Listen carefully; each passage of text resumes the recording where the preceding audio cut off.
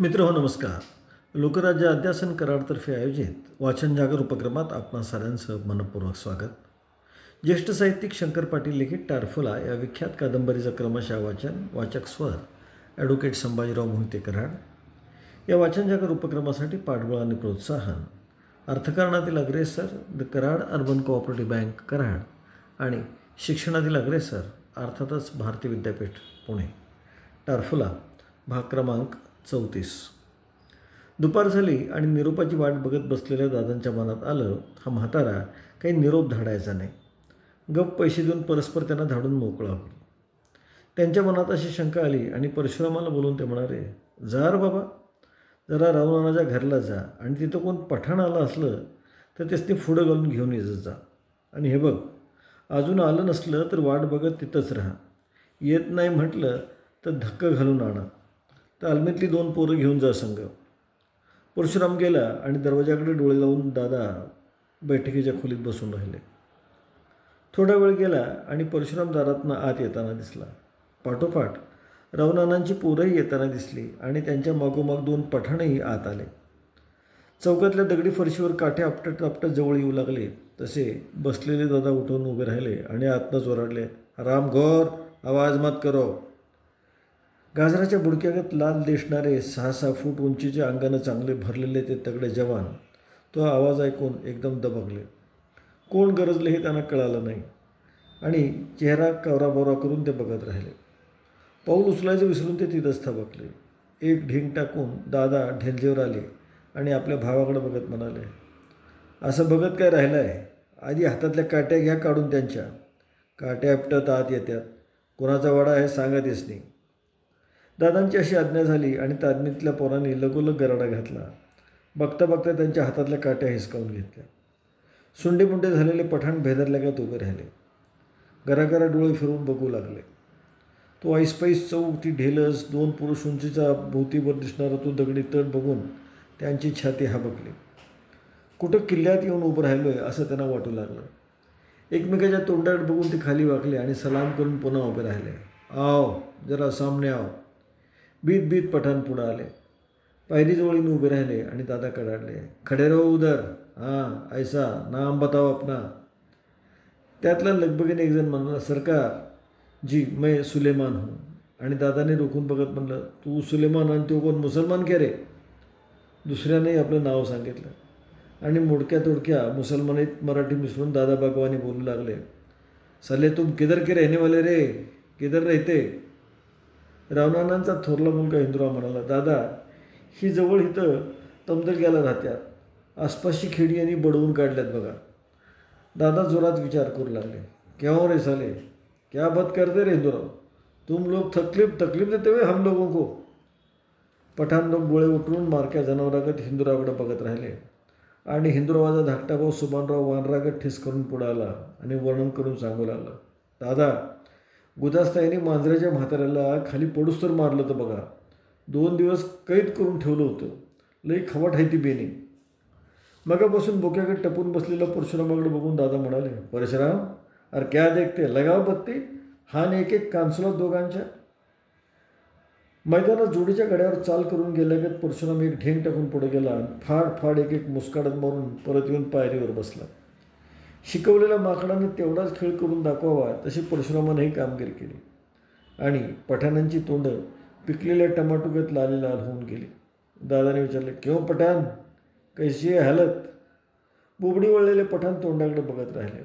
काय बोलावं आणि काय करावं हे त्यांना कळेना झालं. ते कोडच त्यांना काही उकलेना झालं.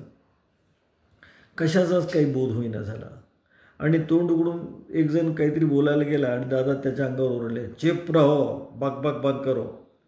पाठोपाठ हिंदुरावने त्याचा मराठीत अनुवाद केला, अरे गप राहावा, दाढवा निकळल. एवढं झाल्यावर दादांनी चौकशीला सुरुवात केली. क्यों बे, आज तक कितना पैसा कमाया तुम?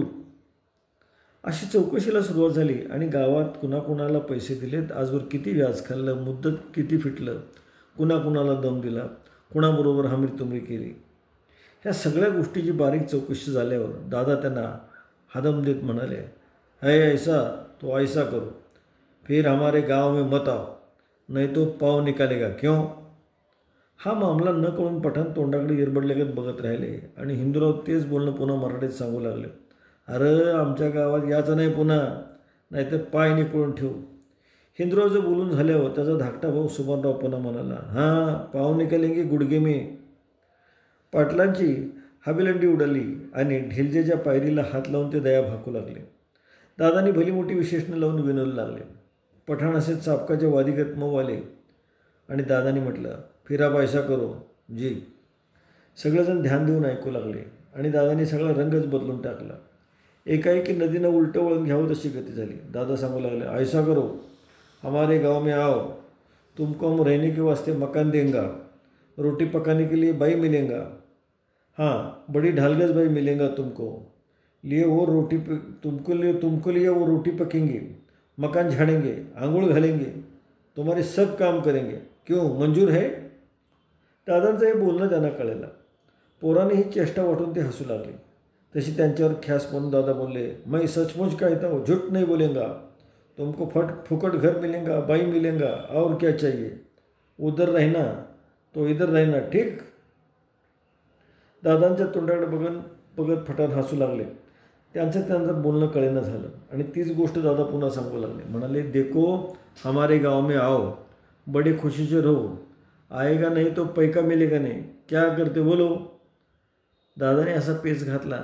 मग त्यांचं बोलणं खरं वाटून पठाणही विचार करत राहिले आणि दादा सांगू लागले, हमारे गांव में एक तानू है, तानू लोनारी है, उसके घर में रहो और तानू आपके सब काम करेंगे और आप हमारा फकस्त एकच काम करना, हर रोज़ सुबह को और शाम को इधर वाड़े पे ऊपर आओ और मुजरा करके जाओ, बस सलाम करना और जाना, दूसरा कोई काम नहीं. है हमारी बात मंजूर, नहीं तो गांव में मत आओ, हम पाँव निकालेगा, क्या करते बोलो. दादाने आपला हेका सोडला नाही आणि होकार देऊन पठाण मोकळे झाले. तिकडं तमदुलक्यात राहायचं ते इथं येऊन राहायचं. त्यात त्यांचं काही नुकसान नव्हतं, होता तो फायदाच. घर फुकट, कामाला बाई फुकट. त्यांच्याही तोंडाला पाणी सुटलं. 2 दिवसात यायचं कबूल करून ते निघून गेले आणि बोलल्याप्रमाणे एक दिवस सारा गाशा गुंडाळून ते गावात आले. दादांच्या सांगण्याप्रमाणे राजरोस तानूच्या घरात घुसले. त्या ढालगज बाईलाही काम मिळालं. मिश्री लावायलाही फुरसत मिळेना. गावातली इतर टगी मंडळींचा तिच्या घरातला अड्डा मोडला. येणं जाणं बंद झालं. रोज सकाळ संध्याकाळ पठाण वाड्यावर मुजऱ्याला येऊ लागले आणि उगाच सोटा घेऊन गावात हिंडू लागले. गावात असा एक नवा धाक निर्माण झाला आणि आधारही वाटला. डोंगरातल्या फरारी लोकांची धास्ती नाहीशी झाली. बारीक सारीक भांडण तट्टे दबले जाऊ लागले. पाटलांचे जुने कर्दे बिनधक्कत आपापल्या रानात कष्टाला लागले.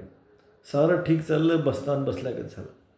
यावर दसरा गेला, दिवाळी गेली, खरीप पिकांची सुगी झाली, रब्बीची पिकंही काढणीला आली आणि शिमगा आला. दादांनी येताळाला बोलून सांगितलं, लेका गावाची म्हारं भीक मागून खात्यात, त्याच्या परास शिमग्याला तमाशाचा फडका उभा करीत नाहीस. औंदा शिमग्याला तमाशा उभा करा म्हणावं, एक चांगली बाई आणा, लागेल तो पैसा घेऊन जावा.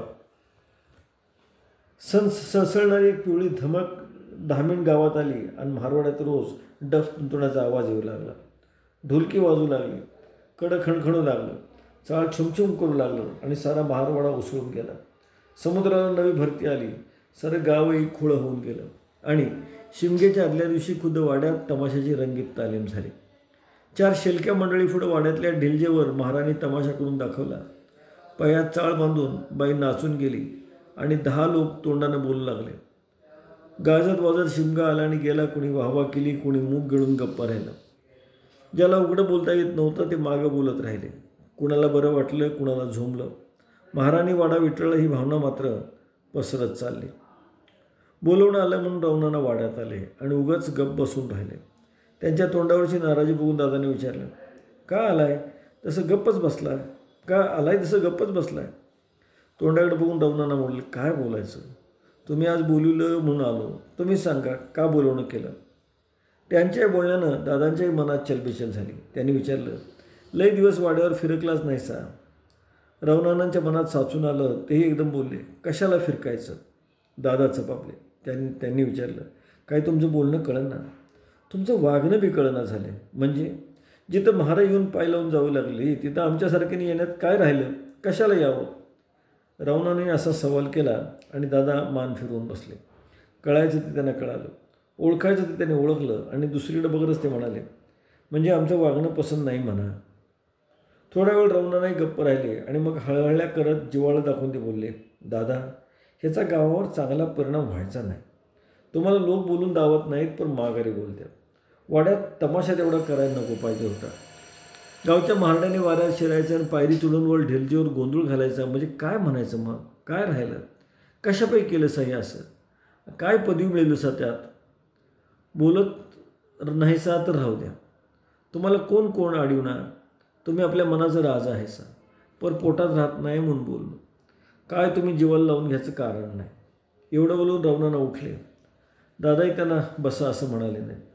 खरकन चेहरा उतरलेले दादा आपल्या विचारात गर्क होऊन गेले आणि रवणाना कधी उठून गेले याचा त्यांना पत्ताच लागला नाही.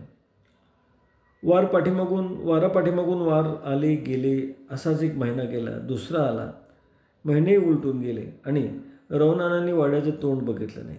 दादाही गप्पच राहिले. आपण होऊन तेही कधी त्यांच्याकडे गेले नाही. एका गोष्टीला त्यांनी त्यांची चौकशी केली नाही आणि रवणानांनी कधी कसली विचारणा केली नाही. एकमेकांचं नाव टाकले की दोघेही आपापल्या घरात बसून राहिले. रवणानांची पोरं वाड्यावर रोज यायची तशी येत होती. रोज तालमीत घुमत होती. त्यांच्याकडे कधी एका शब्दाने त्यांनी चौकशी केली नाही. दोन मानेजीव झाली गोष्ट आपापल्या मनात ठेवून राहिले. रोज वाड्यावर जाणारे रवणाना वाड्यावरकडं ढुंकून बघेनासे झाले आणि गाव त्यांच्या वागण्याचा अर्थ लावत राहिला. अर्थातनं अर्थ निघू लागला. रवणाने वाडा का टाकला? एवढं दोघांचं गळतापैकी काय बिनसलं? कशात वाकुडपणा आला? गाव बोलत राहिलं आणि रवणाना उघडे पडले. नवे पाटील आल्यापासून त्यांचा तोरा वाढला होता. तीच आता परदेशी पोरागत त्यांची अवस्था झाली होती. काहीतरी बिनसलं ही गोष्ट साऱ्यांनाच कळून चुकली होती आणि रवणानांचा आधारच गेला. तिन्ही सांजेची वेळ होती. नुकता दिवस मावळला होता. गुरढोरं रानातनं परतत होती. पेठेत लोकांची वर्दळ सुरू झाली होती. वाड्यात शिंग वाजलं, मुजरा झाला आणि रोजच्या रिवाजाप्रमाणे चौकशी केली. आज काय खबर बात, काय घडामोड? आणि एकाएकी दारात हांबरडा ऐकू आला. रवणानांचा धाकटा मुलगा संभाजी रडतच आत आला. खुर्चीवर बसलेले दादा धावून पुढे गेले. खालच्या पायरीवर त्याला पोटाशी धरून म्हणाले, काय रे संभा, काय झालं? मुसमुसणारा संभा कसाबसा म्हणाला, दादा, आबांचा खून झाला हो. आणि खांद्यावरचा धोत्राचा सोगा गळून पडावा तसे पोटाशी बेलगलेला संभाजी खाली पायावर पडला.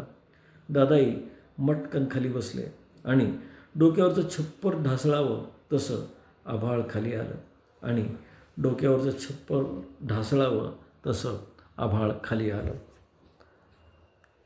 या गावगुंडीच्या कथा आणि त्या अनुषंगानं पुढं जाणारे कथानक आज मात्र एक गंभीर वळण घेते. आपण थांबतो आहोत. नमस्कार. जय भारत.